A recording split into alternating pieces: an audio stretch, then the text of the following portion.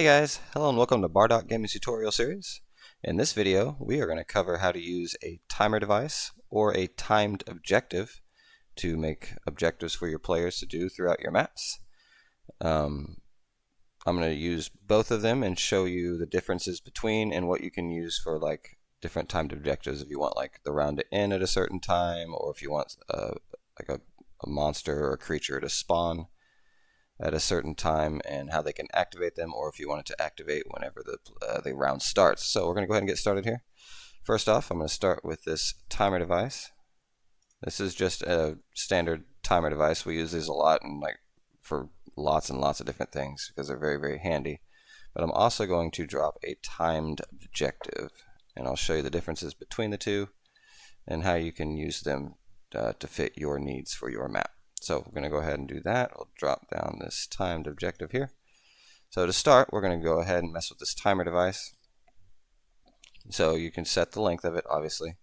I'm going to set it really low just so I can mess with it. So I'm going to set it for like 5 seconds. You can give it a name. The name that you type here will be seen by your players. So we're just going to do spawn sentry. So I know what I'm doing with it.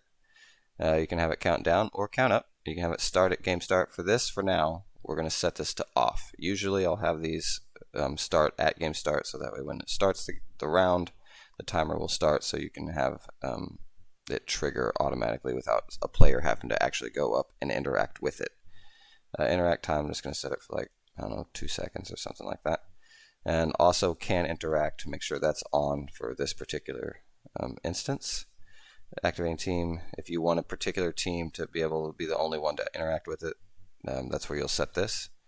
And it applies to everyone or only the player. Success on timer end, you can have it set to true or false. We're going to set it to true for this one. I'm going to leave this on stop, completion behavior. And visible during game, you can have it set to where they can see just the timer or the timer and the name. So I'm going to have that set to all. And then here we go, timer not started text. Go ahead and hit just like start timer, just something pretty generic for now. Timer running text, I'll put sentry spawns in. And then if somebody comes up and pauses it, I'm going to leave that blank for now. You can have it put a score value, so like whenever the timer actually completes, you can have it give points. I'm not going to do that for now, but you can if you want to use this timer to give your players score. So if you want to have this like in a base for like one team to go in and set the timer and let it trigger, they would give a player points for that. And then if you want to do that, you can also come up here to completion behavior, just have it reset. So that way whenever they go in, hit the timer, it counts down, gives players a point, and then it'll reset and they can do it again if you want to do something like that. Then show in HUD, you can have that on or off. That's up to you. You can have it have an urgency mode, which is like it flashes flashes like red and white and makes a different sound whenever it's getting close to being complete. And you can have it set to class as well as team. So if you have a particular class, it doesn't matter what team they're on, you want it to have class 1 or whatever, you can do that as well. And you can disable the timer if they fail the class check.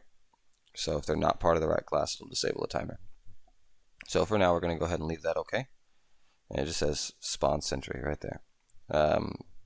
For the timed objective, they're a little bit different. I might cover that here in just a minute. We're going to go ahead and see what the timer device itself does. So this is a sentry. These can be pretty big. These can be like little boss figures if you want to do like a PvE kind of map. So we're going to go ahead and just set that up for now. You can give them whatever weapon you want. Kind of limited, but we're just going to start with a pistol. I'm not going to mess with what he is too much. You can go through and look at all these settings for the sentry itself. You can even make them huge. There's a setting on there that makes them really big. I don't remember where it's at, but I know it exists. But anyway, we're going to go ahead and bypass all that. And we're going to set it to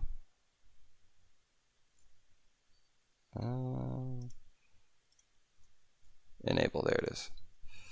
Whenever from that timer device on success. Okay.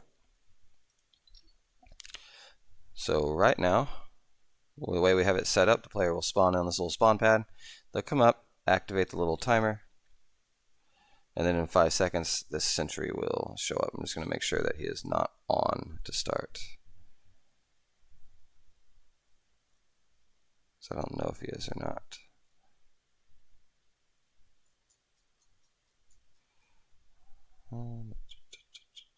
Respawn on the timer. No. Well, we'll see. Let's test this out.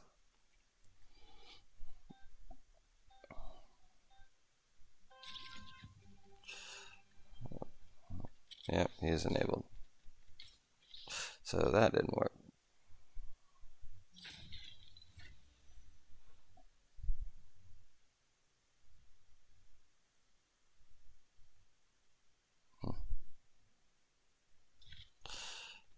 Figure out, is he always just going to be enabled?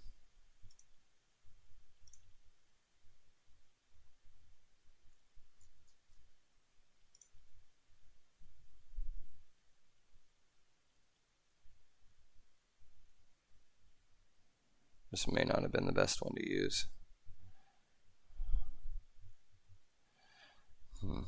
Okay, well, we can try it a different way. We can have it set to join team. So we can have it set to where, not the time objective, I want the timer device.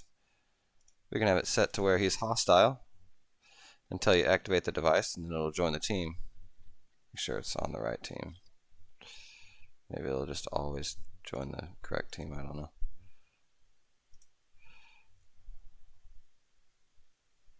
Let's see. So he might be shooting at me, and then I'll activate the timer, maybe he'll stop. We'll see. Is he hostile? Yeah, he's hostile. Is he still hostile? And he's still hostile. Awesome.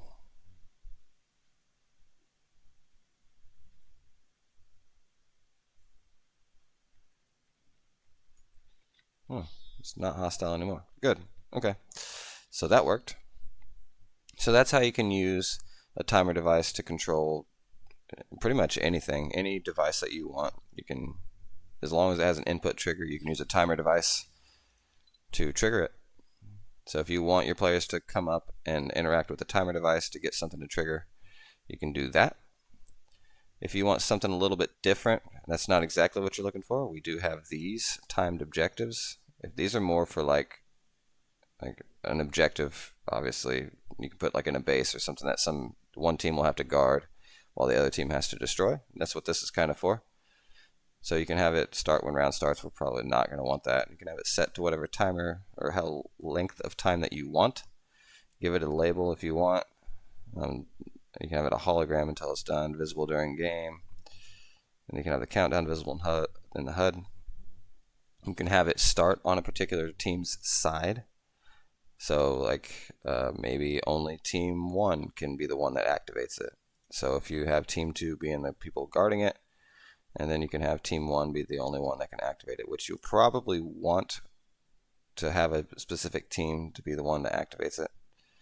So we're going to disregard that for now, but if you're playing with multiple teams, like 3 or 4, just make sure that only one team will be able to use it.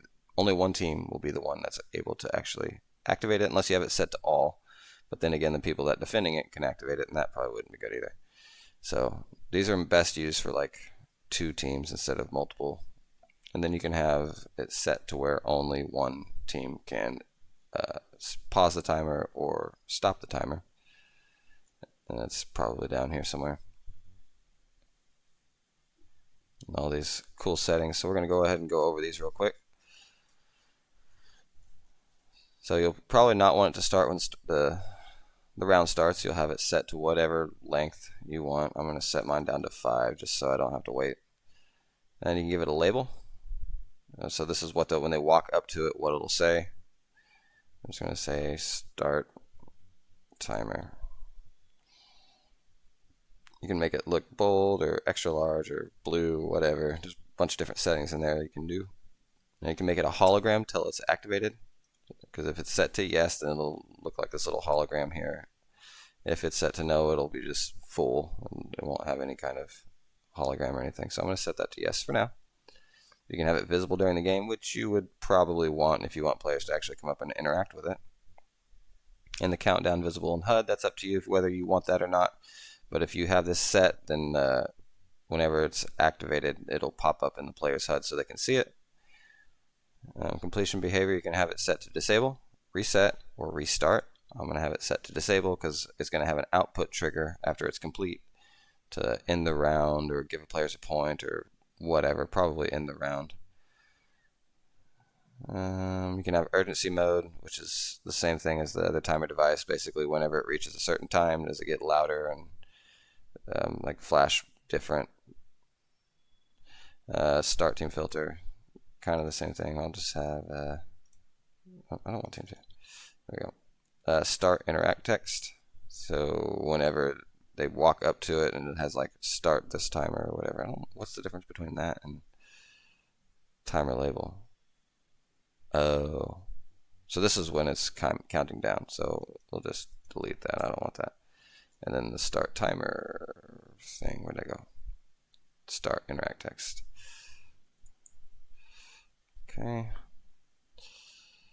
You can have it whatever length of time you want for them to actually interact with it. It's set for 3 seconds. I'm going to bump it down to like 1. You can have it give a score when it's started. So right now the default is 0. So like whenever somebody comes up and actually starts the timer, it'll give a player a point. I'm not going to do that.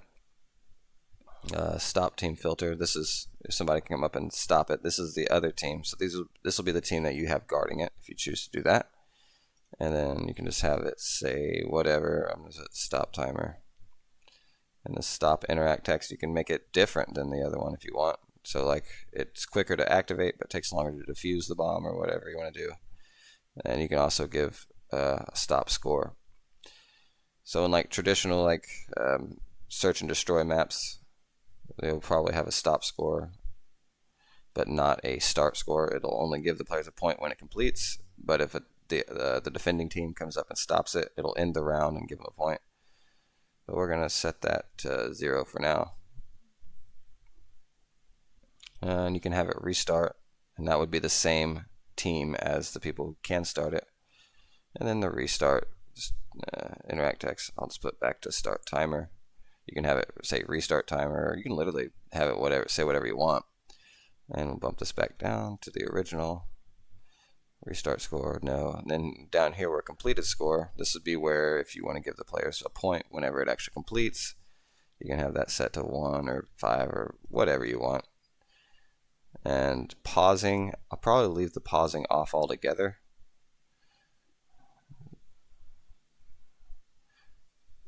Actually, pause team filter, I'm going to set to none, so nobody can even pause it. I'm not going to mess with any of that.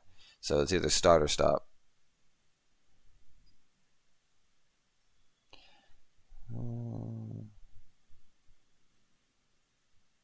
What this is? Oh. So this makes it look like, so if it's none, if you have an explosive attachment, it doesn't affect the objective at all. It just makes it look like it's an explosive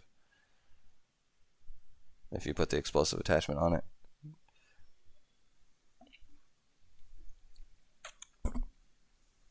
You can have all the sounds and visual effects and stuff on it. If you choose to, I'm going to leave it all like that for now. Okay. So for that one, I'm actually going to drop an in-game device.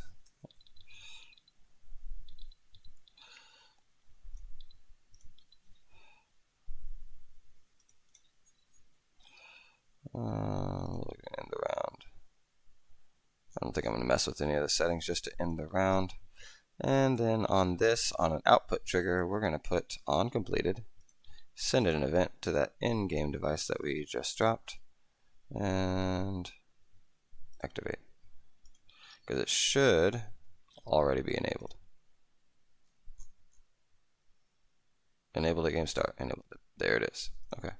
So now, in theory, if we come up and do this, the sentry will always be hostile. Come up here. I'm going to change the name of this. Just put nothing. Befriend the sentry. Let's do that so they know what's up. So now, when you activate that, this sentry will stop becoming hostile towards whoever activated the timer device after the countdown. But they can also activate this timed objective to send something to that in-game device and end the round. So let's see what happens.